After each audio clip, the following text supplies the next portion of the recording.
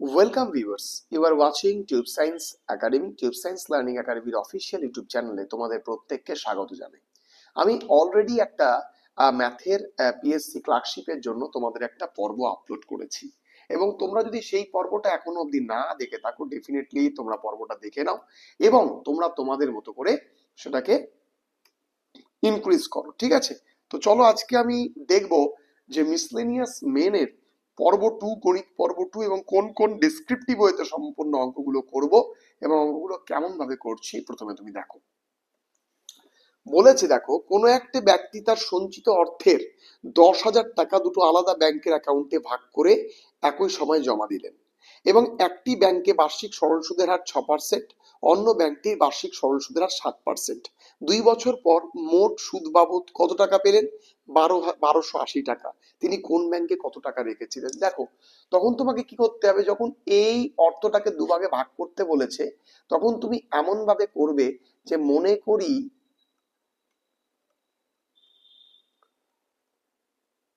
একটি অংশ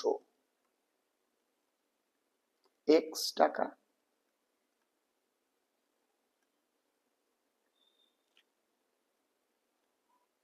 অপর অংশ -x টাকা। এবার এই x টাকার উপর 6% 2 বছরের যে সুদ আর -x টাকার 7% 2 বছরের যে সুদ, তার টোটালটা হচ্ছে 1280 টাকা। তাহলে এখান থেকে আমরা কত পাচ্ছি? দেখো, আমরা এখানে কোন সরল সুদের আমরা সূত্র জানি, সিম্পল ইন্টারেস্টের আমরা সূত্র জানি, সিম্পল ইন্টারেস্ট সমান সমান PRT বাই 100। তাহলে এখানে 12x বাই 100 আর এখান থেকে আমরা বলতে পারি 14, কত বলো দেখি, -14x 100। তাহলে সেক্ষেত্রে আমরা যদি এখান থেকে লক্ষ্য করি যে কত আসছে, আমরা এখান থেকে দেখতে পাচ্ছি 1280 লিখলাম। তাহলে উপরে আমরা 100 লিখলাম। দেখো, 12x প্লাস 14, 1 2 3 4, এখানে 14x ইকুয়ালস টু 1280। তাহলে উপর থেকে আসছে কত? -2x প্লাস 1,40,000 আর এখান থেকে আসছে কত? 1,28,000। তাহলে -2x ইকুয়ালস টু 1,28,000 মাইনাস 1,40,000। তার মানে কত? এখান থেকে আসে হচ্ছে -12,000। তাহলে কেটে গেল, x এর মান আসলো কত? 6,000। ব্যাস, x এর মান আসবে হচ্ছে 6,000।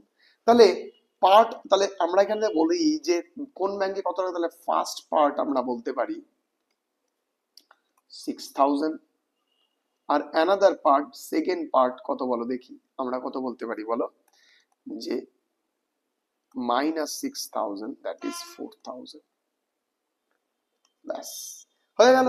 তাহলে তুমি অঙ্কটা কেমন ভাবে করলে এবং আশা করছি তোমরা অঙ্কটা বুঝতে পেরেছো। তো তোমাকে কিন্তু এই রকম ভাবে ডেসক্রিপটিভ করে করতে হবে যে অর্থের মানে অর্থের একটি অংশ, এখানে লিখতে হবে অর্থের একটি অংশ, কারণ এলাবোরেশন যদি সঠিকভাবে না হয় প্রত্যেকটা ই কিন্তু কেটে দেয়, ঠিক আছে? এই জন্যই তোমাকে নিয়ে আলোচনা করছি। বলেছে যে আচ্ছা, বলেছে 2 অঙ্ক বিশিষ্ট একটি সংখ্যার একক স্থানীয় অঙ্কটি দশক স্থানীয় অঙ্কের থেকে 6 বেশি। তাহলে তুমি ধরে নাও, এখানে তোমাকে একটু ধরে নিতে হবে যে মনে করি একক স্থানীয় সংখ্যা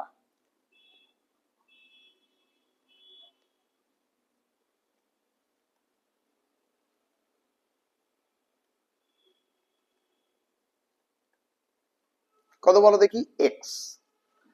তাহলে দশক স্থানীয় সংখ্যা কত বলো দেখি? বলেছে 6 বেশি। তাহলে সেক্ষেত্রে আমরা বললাম x - 6, ঠিক আছে?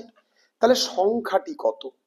তাহলে সংখ্যাটি আমরা বলতে পারি 10y + x, 10y + x, অর্থাৎ 10x - 6 + x that is 10x minus 60 plus x that is 11x minus 60 সংখ্যাটি কত 11x minus 60 ব্যাস এবার তোমাকে কি বলেছে জানো বলেছে সংখ্যাটির চেয়ে এই যে সংখ্যাটি তুমি লিখলে তাদের গুণফল যদি আমরা বাদ দেই কত x minus 6 তাহলে 12 কম তাহলে 11x minus 60 minus x square plus 6x equals to 12 তাহলে minus x square plus 17x minus 60 minus 12 equals to 0 তাহলে এখান থেকে x square আমরা কত বলতে পারি যে minus 17x plus 72 equals to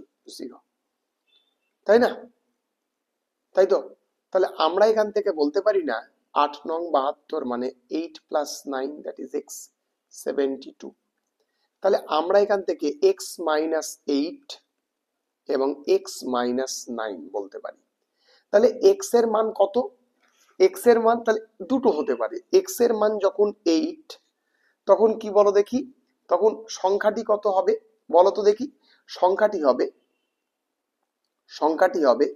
11 into 8 minus 60 that is 88 minus 60 that is কত বলো দেখি আমরা বলতে পারি তোমার 28 মতো x এর মান যখন 9 তখন সংখ্যাটি কত হবে সংখ্যাটি হলো 11 into 9 minus 60 that is 99 minus 60 that is 39 ব্যাস তাহলে তুমি বুঝতে পারছো এখানে দুটো দুই অঙ্কের সংখ্যা থাকতে পারে একটা হচ্ছে 28 একটা হচ্ছে 39 ওকে ক্লিয়ার চলো পরবর্তী অঙ্কে চলে যাই বলছে কোন জেলার মাধ্যমিক শিক্ষা কেন্দ্রের বর্তমান শিক্ষার্থী সংখ্যা 3000 আর এত তাহলে শিক্ষার্থী সংখ্যা কত ছিল তাহলে মনে করি শিক্ষার্থীর সংখ্যা ছিল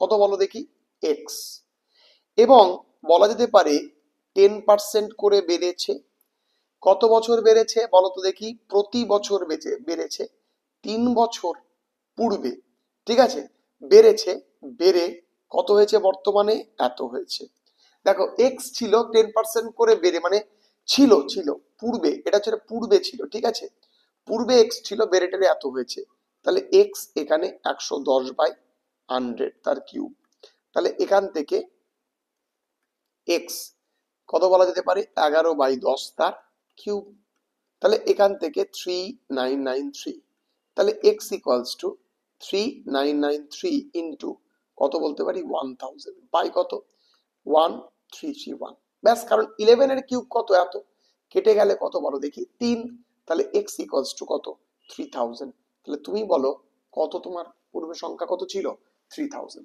ব্যাস এইটুকুটাই ক্লিয়ার তো তোমাকে অঙ্কগুলো ভালো করে জানতে হবে এটা হচ্ছে সমহার বৃদ্ধি বা চক্রবৃদ্ধি সুদের অঙ্ক হলে পরেও এটা হচ্ছে সমহার বৃদ্ধির অঙ্ক একটু ভালো করে এটা বুঝতে হবে ঠিক আছে আশা করি ক্লিয়ার তোমাকে এবার কনক্লুশন টানতে হবে তাহলে শিক্ষার্থীর সংখ্যা ছিল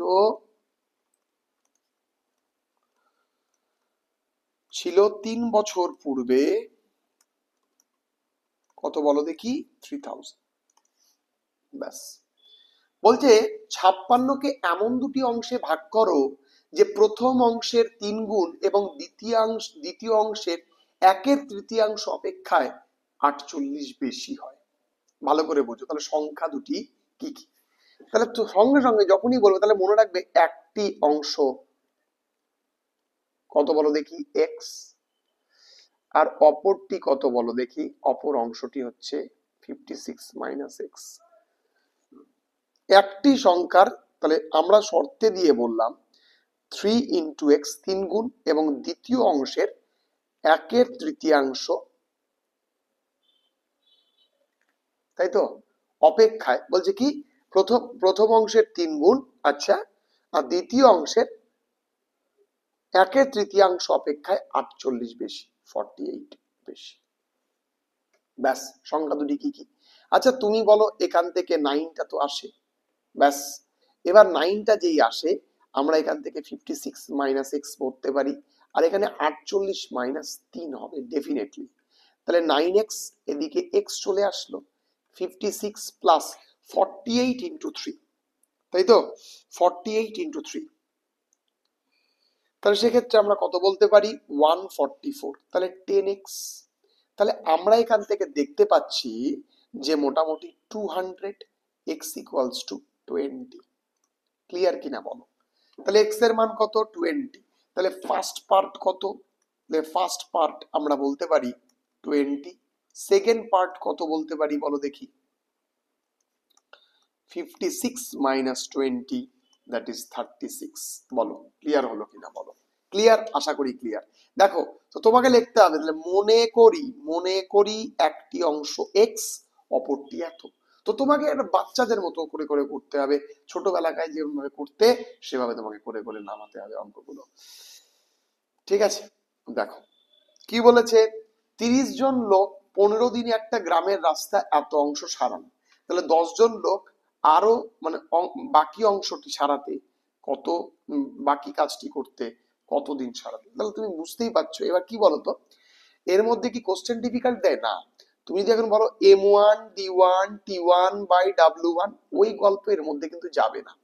তোমাকে একবারে পুরো জোন লিখতে হবে, তোমার বলা যেতে পারে তোমার হচ্ছে অংশ লিখতে হবে, আর তারপরে কি বলো দেখি, জোন লিখতে হবে, সরি দিন লিখতে হবে। তাহলে তুমি বুঝতে পারছো 30 জন কত অংশ, 3/7 অংশ 15 দিনে। তাহলে 10 জন কত বড় দেখি, আমরা এখান থেকে বলতে পারি 4/7 অংশ, তার কারণ 1 মাইনাস 3/7 সমান সমান 4/7 এত। তাহলে আমাদের এখানে কি করতে হবে, দেখতে হবে কার সঙ্গে কি সম্পর্ক স্থাপিত হয়েছে। দেখো জোন সংখ্যা বাড়লে, জোন সংখ্যা কমলে দিন সংখ্যা বাড়বে। তাহলে সেক্ষেত্রে জোনের সঙ্গে দিনের, জোনের সঙ্গে বা লোক সংখ্যার সঙ্গে দিনের,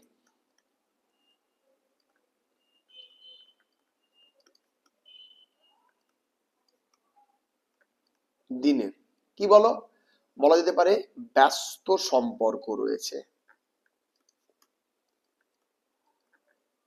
রয়েছে। আর অংশ বাড়লে দিন বাড়বে। আর মনে রাখবে কাজের অংশের সাথে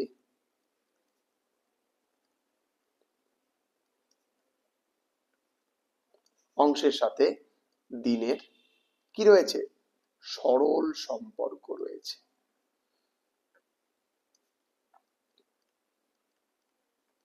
রয়েছে। তার মানেটা কি, তার মানে আমরা এখান থেকে যদি আমরা এক্স ধরি, তাহলে 15/x রাখলাম, যেটা সরল সম্পর্ক সেটাকে উল্টাবো না, যেটাকে ব্যস্ত সম্পর্ক সেটাকে উল্টে দেবো। তাহলে তুমি বুঝতেই পারছো 3/7/4/7 ইন্টু এখানে 10/30, তাই তো। তাহলে 15/x ইকুয়ালস টু আমরা কত বলতে পারি, 3/4, ব্যাস। ইন্টু কত বলতে পারি বলো দেখি, 3। তাহলে এখান থেকে আমরা বলতে পারি কত বলো দেখি, 15/x ইকুয়ালস টু 1/4। তাহলে x ইকুয়ালস টু কত, 60 ডেজ। তাহলে তুমি বলো, তাহলে তুমি বুঝতেই পারছো দিন দিন, ঠিক আছে। তাহলে তুমি বুঝতেই পারছো কেন করলাম, এটা সরল থাকার জন্য সঠিক রাখলাম, এটা ব্যস্ত থাকার জন্য উল্টে দিলাম। তাহলে এই জন্যই তোমাকে কিন্তু এই অঙ্কগুলো একটু করে যেতে হবে, কারণ বাচ্চাদের মতো করে অঙ্কগুলো করতে হবে। তো বাইচান্স যদি অঙ্কটা দিয়ে দেয় তোমাকে কিন্তু এরকম ভাবে নামাতে হবে, ঠিক আছে। তো যাই হোক, আশা করি বুঝতে পেরেছি। আমি আস্তে আস্তে ডিফিকাল্ট অঙ্কে যাব, আমি পরপর পরপর অঙ্কগুলো দিচ্ছি যাতে তোমাদের ভালো লাগে। চলো দেখা হবে আবার পরবর্তী আবার কিছু অঙ্ক নিয়ে, যেহেতু ডেসক্রিপটিভ ওয়েতে করে করে নামাচ্ছি, আমি এরপরের দিন থেকেই তোমাদের প্রিভিয়াস ইয়ারের কোশ্চেনগুলো সলভ করাবো, তাহলে তোমরা বুঝতে পারবে, ধারণা পাবে। চলো আজকে এইটুকুই, দেখা হবে পরবর্তী ক্লাসে।